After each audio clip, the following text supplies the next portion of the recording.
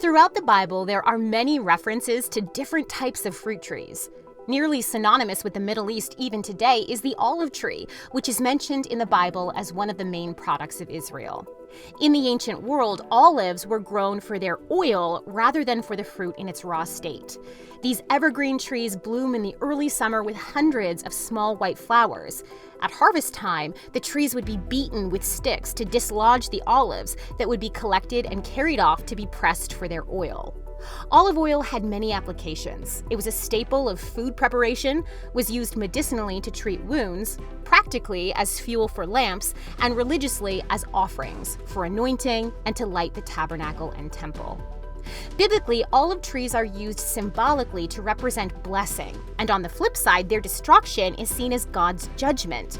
They're also used as a symbol of beauty, and famously, the prophets likely have olive trees in mind when they spoke of the Messiah as a shoot from the stump of Jesse.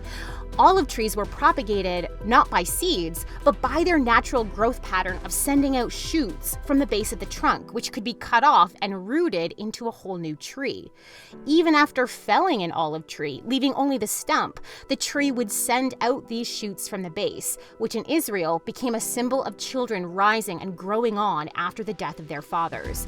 Psalm 128 verse 3 says, "Your children will be like olive shoots around your table."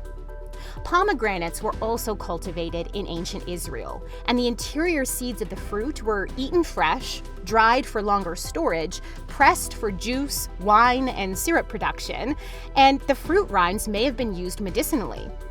Symbolically, pomegranates were used to represent fertility or fruitfulness, and they adorned the priestly clothing, the decor of the temple, and were a popular design in everyday life. Figs were another important fruit grown in ancient Israel. They were a key element of the economy, and they had two harvests, the winter harvest, which was eaten fresh, and the summer harvest that was dried either individually or in cakes for food storage. For Israel, fig trees also symbolize that blessing of their covenant with God, and their destruction is envisioned as God's judgment. The sycamore trees of the Bible are also a type of fig tree, and these give 6 or more yields of fruit each year. Their figs were considered common food, and it's believed that in some instances, they may have been grown specifically for their wood. Dates, which grow on many varieties of date palm trees, were grown in locations throughout Israel and require extra care to ensure pollination of the flowers.